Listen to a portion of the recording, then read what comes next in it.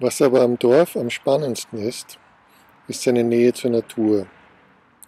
Diese Nähe zur Natur hat keineswegs etwas mit Technologiefeindlichkeit zu tun, sondern wir lernen schrittweise heutzutage anzuerkennen, dass die Natur ein technologisches Vorbild ist. Die modernen Theorien des Fabbing, des informationsgesteuerten Produzierens, nehmen sich an der Natur ein Vorbild. Diese Prozesse nehmen Energie von der Sonne auf, wandeln sie in Stoffe um und erzeugen mannigfaltigste Formen und Materialien. Und wir sehen das Heraufkommen einer neuen Werkstofftechnologie, die auf genau diesen Materialien beruht.